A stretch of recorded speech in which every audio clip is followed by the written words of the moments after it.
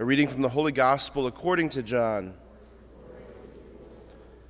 On the first day of the week, Mary Magdalene ran and went to Simon Peter and to the other disciple whom Jesus loved and told them, "They have taken the Lord from the tomb, and we do not know where they put him." So Peter and the other disciple went out and came to the tomb. They both ran, but the other disciple ran faster than Peter and arrived at the tomb first. He bent down and saw the burial cloths there, but did not go in.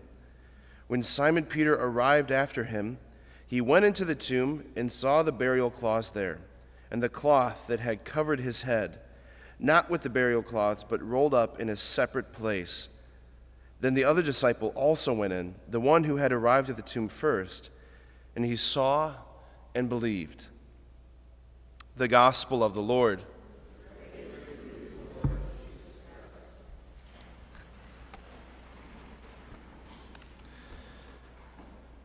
So as I said, today is the feast day of St. John the Evangelist, St. John the Apostle. And as I was just reading this gospel again, it just always strikes me.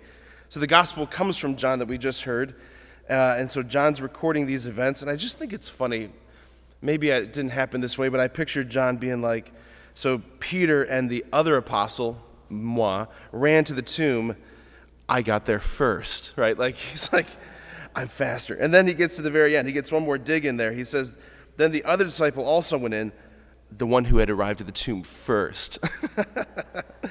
I just think that's great. All right, so this may be a bad analogy, and if it is a bad analogy, I hope John the Evangelist will forgive me. But I've always thought of John the Evangelist as he is the distilled balsamic glaze of the apostles, okay? Right? I went to Italy a number of years ago on a pilgrimage. We went to a winery, and they talked us through the process of, them making the wine and then making balsamic and then balsamic glaze, and it's the distilled, rich, dense, super flavorful reduction of the wine, right? That's how it comes about. Every passage of John in his gospel, every passage of his in his pastoral letters is just so dense and so pregnant with meaning. It's from John that we get the incredibly pithy phrase, God is love, Deus caritas est, God is love. Also from this section of the letter that you get in that first reading there, you get the sense that John never stopped contemplating the staggering fact of what he experienced. Like the Word was made flesh. It's almost like that became his entire life mantra, contemplating that. The Word was made flesh? The Word was made flesh. The Word was made flesh. I hear people being like, yeah, John, we get it, right? But he's like, that's all I can say. The Word is made flesh. He's saying, the ineffable one, the one who was from the beginning, beyond time and space, the one who is life, has appeared. I just see John being like, and I touched him. We ate food together. We walked on walks together. I saw him. I heard him. The one who was the Word from the beginning. I touched him.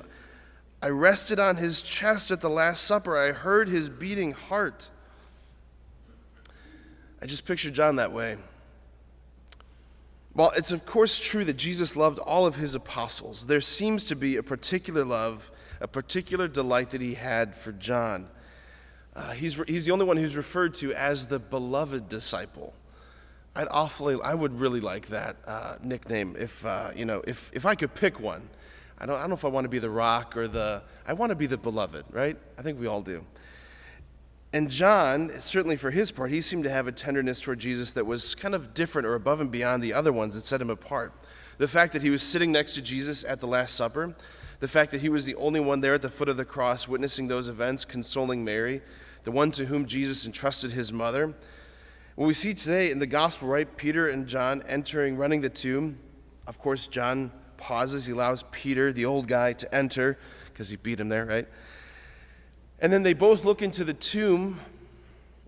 They both look at the scene before them, but it's only John who looks, who sees and believes. There's something different about John. It's also only John who when the apostles after the resurrection, when they're on Peter's fishing boat, It's only John who looks at that man on the shoreline and recognizes that it's Jesus. It's like, it is the Lord, right? It's John who recognizes that. I guess the question I was just contemplating this morning was just what's different about John's perspective? And I think it's this, that love allows one to see more.